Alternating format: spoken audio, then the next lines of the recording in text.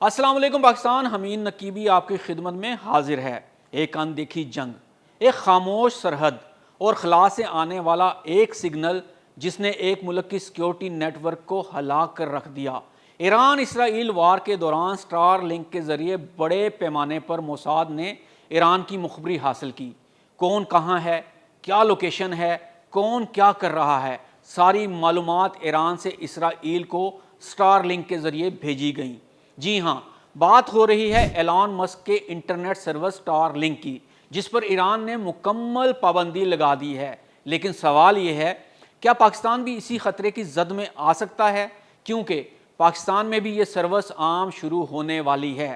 Star link کا کسی ملک کی جاسوسی کے ساتھ کیا تعلق ہے؟ آج ہم ان سوالات کا جواب ڈھونڈیں گے اور شاید آپ کو وہ سچائی معلوم ہو جائے جو دنیا سے چھپائی جا رہی ہے۔ سب سے پہلے جانتے ہیں کہ ایران نے سٹار لنک پر مکمل پابندی کیوں لگائی۔ جون 2025 میں ایران اسرائیل جنگ جاری تھی۔ اس دوران ایران کی پارلیمنٹ نے صرف 48 گھنٹوں میں قانون منظور کیا کہ سٹار لنک کے ریسیور رکھنا یا اس سروس کو استعمال کرنا قومی سلامتی کے خلاف تصور کیا جائے گا۔ ایرانی انٹیلیجنس ذرائع کے مطابق بھارتی خفیہ ایجنسی اوران خلیج عمان کے سمندری راستے سے کم از کم 200 star link receiver Iran smuggle کیے۔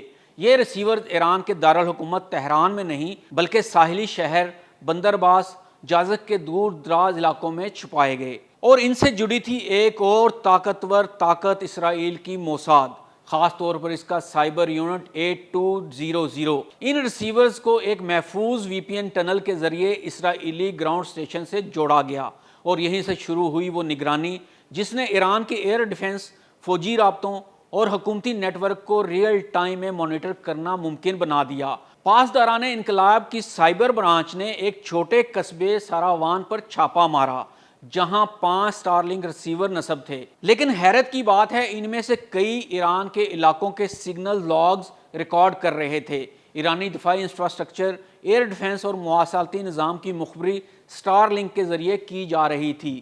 یہی وہ بنیادی وجہ تھی کہ ایران کا ایئر ڈیفنس سسٹم جام ہوا اور ایران کی ٹاپ لیڈرشپ کی لوکیشن کی مخبریاں موساد کو کی گئیں۔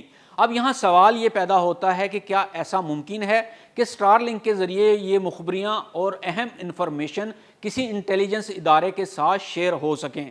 تو جناب، ایسا اس لیے ممکن ہے کہ سٹار لنک ریسیورز کسی مخصوص ملکی انٹرنیٹ پر منحصر نہیں ہوتے، یہ براہ راست سیٹلائٹ سے محفوظ رابطہ فراہم کرتے ہیں۔ ان میں وی پی این ٹنلز اور انکرپٹڈ کنیکشن استعمال کیے جا سکتے ہیں جنہیں ریاستی نگرانی سے چھپایا جا سکتا ہے۔ یہی وہ لمحہ تھا جب ایرانی نیشنل سیکیورٹی کمیٹی نے فوری طور پر سٹار لنک پر مکمل طور پر پابندی لگانے کی سفارش کی اور قانون بن گیا۔ ایران کے بعد اب دیکھتے ہیں کہ پاکستان میں بھی سٹار لنک کی سروس جلد شروع ہونے والی ہے۔ تو کیا پاکستان بھی جاسوسی کے اس خطرے سے دوچار ہو سکتا ہے؟ پاکستان میں سٹار لنک کی سروس کا آغاز ہونے والا ہے۔ پی ٹی اے نے 2024 میں سٹار لنک کو پروویژنل اجازت دی تاکہ دیہی علاقوں میں انٹرنیٹ پہنچ سکے، لیکن یہ حقیقت بہت کم لوگ جانتے ہیں کہ سٹار لنک کا نیٹ ورک زمین پر موجود کسی پاکستانی ادارے کے کنٹرول میں نہیں ہوتا۔ یہ سگنل براہ راست سیٹلائٹ سے آتا ہے، یعنی پی ٹی اے اور دیگر انٹیلیجنس ادارے سب بائی پاس ہو جاتے ہیں۔ کوئی بھی شخص اگر سٹار لنک ریسیور خفیہ طور پر پاکستان کے کسی حساس علاقے میں لگا دے تو بیرون ملک کسی خفیہ سرور سے ریئل ٹائم میں جڑ سکتا ہے۔ اور دوسری بات، سٹار لنک کے استعمال پر کوئی واضح سیکیورٹی پالیسی موجود نہیں ہے، نہ کوئی ڈیٹا سیکیورٹی ایکٹ اس مخصوص خطرے کو کنٹرول کرتا ہے، نہ ہی کوئی عوامی ایڈوائزری جاری کی گئی ہے۔ تو سوال یہ ہے، کیا ہم آنکھیں بند کر کے خلا سے آنے والی ٹیکنالوجی پر بھروسہ کر رہے ہیں؟ ایران نے قدم اٹھا لیا ہے، لیکن پاکستان کے پاس اب بھی وقت ہے۔ سٹار لنک جیسی ٹیکنالوجی بلا شبہ ترقی کا ذریعہ ہے، مگر اسے بغیر سیکیورٹی چیک کے کھولا جائے تو یہ ترقی سے پہلے تباہی بن سکتی ہے۔ تو آپ ہی بتائیں، سٹار لنک انٹرنیٹ کا انقلاب یا جاسوسی کا ہتھیار؟ کیا پاکستان اس خطرے کے لیے تیار ہے؟ کمنٹس میں اپنی رائے سے ضرور آگاہ کیجیے گا۔ حمید نقیبی کو اجازت دیں۔ اللہ حافظ۔